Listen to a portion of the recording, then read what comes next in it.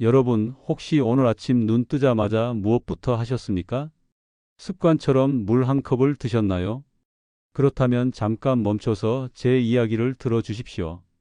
지금 이 순간 여러분이 매일 반복해 온 아주 사소한 습관 하나가 앞으로의 인생을 완전히 바꿔 놓을 수도 있기 때문입니다. 혹시 이런 생각 해보신 적 있으십니까? 나는 별다른 병도 없는데 왜 자꾸 아침마다 얼굴이 붓고 소변에 거품이 끼고 밤마다 화장실을 들락거리게 되는 걸까?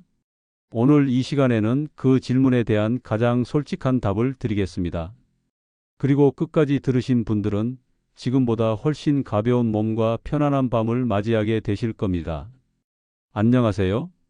라디오에서 여러분과 조용히 이야기를 나누듯 오늘은 귀한 시간을 함께 나누고자 합니다. 병원에서는 잘 알려주지 않는 이야기, 하지만 우리 삶에는 정말 중요한 이야기입니다. 바로 콩팥에 관한 이야기입니다. 콩팥은 말이 없습니다. 아파도 소리치지 않고 망가져도 신호를 거의 보내지 않습니다. 그래서 사람들은 괜찮은 줄 알고 지내다가 어느 날 갑자기 큰 진단을 받곤 합니다. 그때서야 후회하지요. 조금만 더 일찍 알았더라면 하고 말입니다.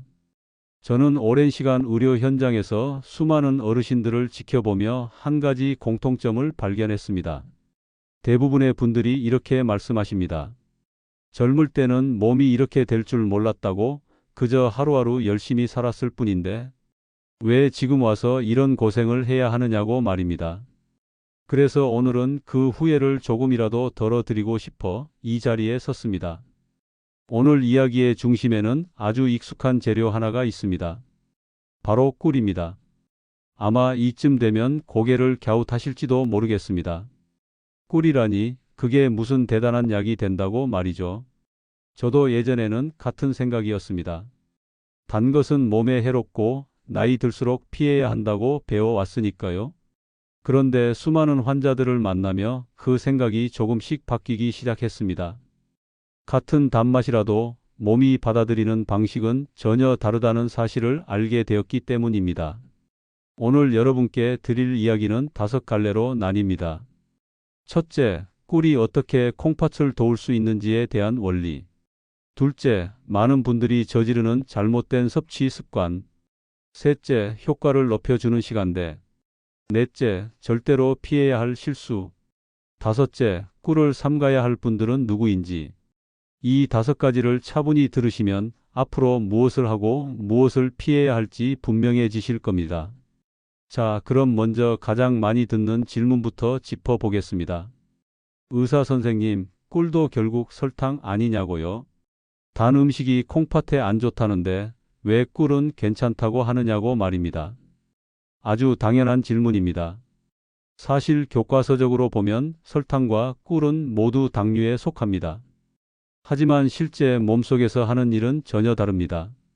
정제된 설탕은 들어오자마자 혈당을 급하게 올리고 그 과정에서 혈관과 콩팥에 큰 부담을 줍니다.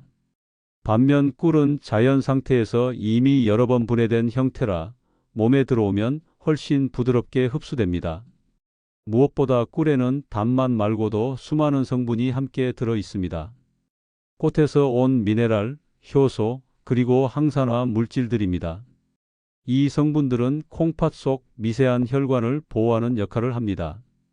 쉽게 말해 오래된 배관에 낀 녹을 조금씩 닦아주는 청소부 같은 존재라고 할 수 있지요. 콩팥은 우리 몸에서 가장 부지런한 장기 중 하나입니다. 잠자는 동안에도 쉬지 않고 피를 걸러내고 노폐물을 정리합니다. 그런데 나이가 들수록 이 일꾼이 지치기 시작합니다. 혈관이 딱딱해지고 필터 역할을 하는 부분이 약해지면서 단백질이 소변으로 빠져나가고 몸에 물이 쌓이게 됩니다. 그 결과가 바로 붓기와 피로 그리고 잦은 야간 배뇨입니다. 이때 꿀이 하는 일은 크게 3가지입니다. 첫째는 염증을 잠재우는 역할입니다. 꿀 속에 들어있는 자연 항산화 성분들은 콩팥의 미세한 상처를 덮어주듯 보호막을 씌워줍니다. 둘째는 깨끗한 에너지를 공급하는 일입니다. 콩팥은 일을 하려면 힘이 필요합니다. 꿀은 소화 과정에서 찌꺼기를 거의 남기지 않고 바로 에너지가 되어 콩팥이 조금 더 수월하게 일하도록 돕습니다. 셋째는 방어 역할입니다. 나이가 들수록 요로 감염이 잦아지는데 꿀의 자연 항균 성분은 이런 감염을 예방하는 데에도 도움을 줍니다. 자, 이제 꿀이 왜 도움이 되는지는 어느 정도 이해가 되셨을 겁니다. 그렇다면 다음 질문이 떠오르지요. 언제 먹어야 가장 좋으냐는 겁니다. 아무리 좋은 것도 때를 못 맞추면 소용이 없습니다. 그래서 제가 오랜 시간 경험을 통해 정리한 꿀 섭취의 3가지 중요한 시간대를 말씀드리겠습니다. 첫 번째는 아침에 눈을 뜬 직후입니다. 밤새 우리 몸은 수분이 부족한 상태가 됩니다. 이때 차가운 물을 급하게 들이켜면 오히려 몸이 놀랍니다. 그 대신 미지근한 물에 꿀 한 숟가락을 타서 천천히 드셔 보십시오. 밤새 쌓인 노폐물을 부드럽게 씻어내리고 콩팥과 위장을 함께 깨워주는 역할을 합니다. 많은 분들이 이 습관만으로도 아침이 훨씬 가벼워졌다고 말씀하십니다. 두 번째는 오후입니다. 식사 후 나른해질 때 습관처럼 달콤한 커피를 찾는 분들이 많습니다. 하지만 카페인은 몸속 수분을 빼앗고 콩팥을 더 바쁘게 만듭니다. 그 시간에 따뜻한 꿀차 한 잔으로 바꿔 보십시오. 급하게 혈당을 올리지 않으면서도 피로를 풀어주고 몸에 필요한 수분을 채워줍니다. 세 번째는 잠자리에 들기 전입니다. 이 이야기를 들으면 걱정부터 앞서실 겁니다. 자기 전에 뭘 먹으면 밤에 화장실 더 가게 되는 것 아니냐고 말이지요. 그런데 아주 소량의 꿀은 오히려 반대의 역할을 합니다. 밤에 우리 뇌는 계속 에너지를 씁니다. 에너지가 부족해지면 잠을 깨워 몸을 긴장시키고 그 결과 소변이 더 자주 마려워집니다. 자기 전 꿀 한 스푼은 뇌에 충분한 연료를 남겨주어 깊은 잠을 돕습니다. 깊은 잠이 들면 자연스럽게 야간 배뇨도 줄어듭니다. 이렇게 시간대를 잘 맞춰 꿀을 드시면 콩팥은 조금씩 숨을 돌리게 됩니다. 하지만 여기서 끝이 아닙니다. 아무리 좋은 습관도 잘못하면 독이 됩니다. 다음으로는 반드시 피해야 할 꿀 섭취의 3가지 실수에 대해 말씀드리겠습니다. 첫 번째 실수는 꿀을 뜨거운 물에 타서 드시는 것입니다.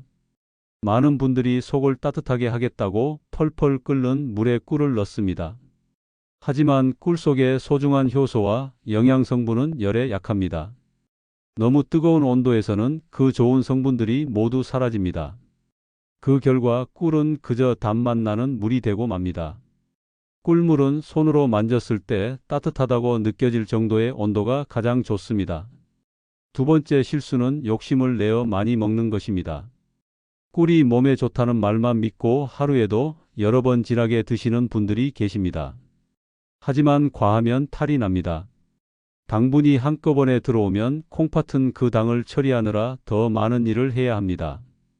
특히 당뇨가 있는 분들은 더욱 조심하셔야 합니다. 꿀은 하루 한두 번, 소량이면 충분합니다. 세 번째 실수는 꿀의 종류를 가리지 않는 것입니다. 시중에는 이름만 꿀이지 실제로는 설탕에 가까운 제품들도 있습니다. 이런 꿀은 콩팥에 도움이 되기는커녕 오히려 부담만 줍니다. 가능하다면 믿을 수 있는 곳에서 나온 천연 벌꿀을 선택하시길 권해드립니다. 값이 조금 더 나가더라도 내 몸을 위해서는 아끼지 말아야 할 부분입니다. 여기까지가 꿀을 올바르게 먹는 기본 이야기입니다. 하지만 아직 더 중요한 내용이 남아 있습니다. 꿀과 함께하면 효과를 더 높여주는 짝꿍 음식, 그리고 절대 조심해야 할 분들에 대한 이야기입니다. 앞에서 꿀을 어떻게 먹어야 하는지에 대해 기본을 짚어드렸습니다. 이제부터는 그 효과를 한 단계 더 끌어올리는 이야기로 들어가 보겠습니다. 사실 꿀은 혼자서도 훌륭하지만 함께하면 더 좋은 짝이 있습니다. 마치 평생을 함께한 부부처럼 서로의 부족한 부분을 채워주는 조합입니다. 첫 번째 짝꿍은 레몬입니다. 꿀물에 레몬 한 조각을 띄워 보십시오. 상큼한 향이 입안에 퍼지면서 기분부터 달라집니다. 이 레몬 속에 들어있는 신맛 성분은 소변의 성질을 부드럽게 바꾸어 줍니다. 콩팥에 작은 돌이 생기기 쉬운 분들에게는 특히 도움이 됩니다. 이미 작은 결석이 있는 분들도 이 조합을 꾸준히 마시면 배출이 한결 수월해졌다는 이야기를 많이 하십니다. 두 번째 짝꿍은 계피입니다. 계피는 몸을 따뜻하게 하는 성질이 있습니다.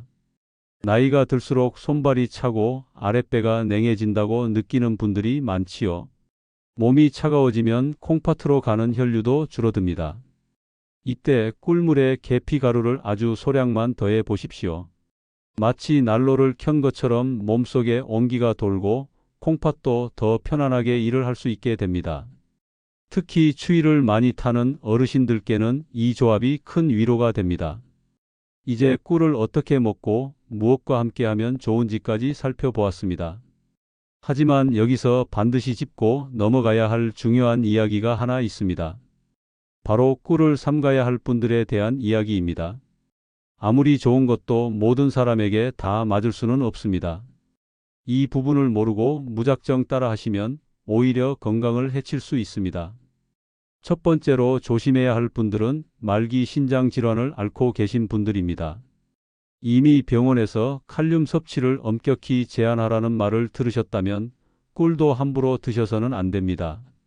꿀에는 소량이지만 칼륨이 들어 있습니다. 건강한 분들에게는 도움이 되지만 콩팥 기능이 거의 남아있지 않은 분들에게는 위험이 될 수 있습니다. 이런 경우에는 반드시 담당 의사와 상의하신 뒤에 결정하셔야 합니다. 두 번째는 혈당 조절이 잘 되지 않는 중증 당뇨 환자분들입니다. 꿀이 설탕보다 낫다고는 해도 결국은 당분입니다. 혈당이 늘 널뛰기를 하는 상태라면 꿀 한 숟가락도 큰 변수가 될 수 있습니다. 이런 분들 역시 먼저 혈당을 안정시키고 그 다음에 아주 소량으로 시작하는 것이 안전합니다. 세 번째는 손주들을 위한 당부입니다. 혹시 아기가 감기에 걸렸다고 꿀물을 타 먹이신 적은 없으신지요? 만약 아이가 돌이 되기 전이라면 그것은 절대 피해야 할 행동입니다. 자연 상태의 꿀에는 아주 미세한 균의 포자가 들어있을 수 있는데 어른에게는 문제가 되지 않아도 아기에게는 큰 위험이 됩니다. 예전에는 민간요법처럼 쓰이던 방법이었지만 이제는 절대로 해서는 안 되는 일입니다. 자, 여기까지 들으시고 나면 이런 생각이 드실 겁니다.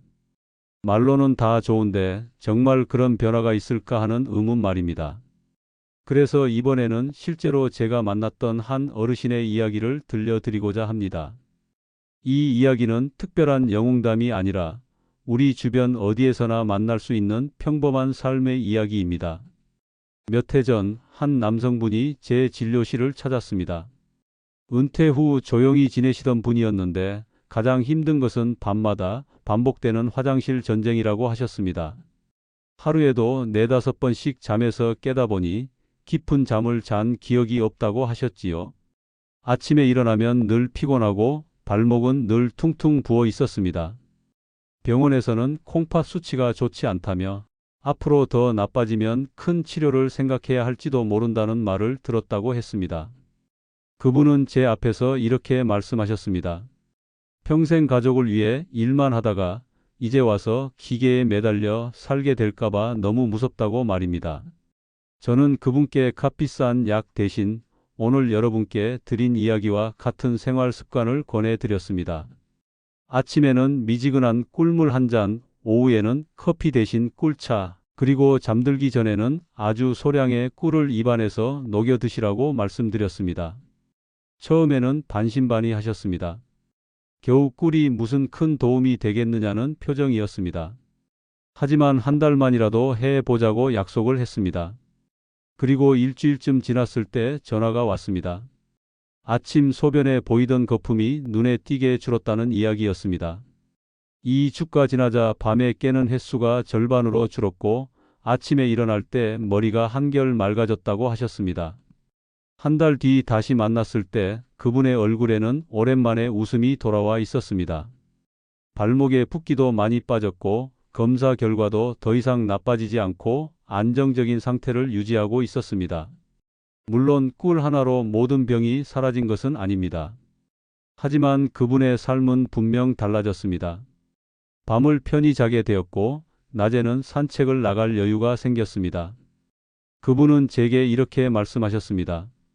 선생님, 꿀이 약이 아니라 희망 같다고요? 이 이야기를 들으시면서 여러분도 마음속에 작은 희망 하나가 생기셨으면 좋겠습니다. 건강은 어느 날 갑자기 좋아지지 않습니다. 하지만 작은 습관 하나가 쌓이면 어느 순간 삶의 방향이 바뀌어 있음을 느끼게 됩니다. 이제 오늘 이야기를 마무리할 시간입니다. 제가 오늘 여러분께 드린 꿀 한 스푼의 이야기는 단순히 음식 하나를 바꾸자는 제안이 아닙니다. 그것은 평생 가족과 사회를 위해 애써 온 우리 어르신들께 드리는 작은 선물 같은 제안입니다. 지금까지는 늘 누군가를 위해 참고 버티고 견뎌오셨다면 이제는 여러분 자신을 위해 작은 배려를 시작하셔도 됩니다. 오늘 이 방송이 끝나면 부엌으로 가 보십시오. 미지근한 물에 꿀 한 스푼을 타서 천천히 드셔 보십시오. 그 달콤한 한 잔이 단순한 음료가 아니라 지쳐있던 몸과 마음을 달래는 위로가 될지도 모릅니다. 그리고 혹시 주변에 밤마다 화장실 때문에 고생하는 이웃이 있다면 오늘 들은 이야기를 조심스럽게 전해 주십시오.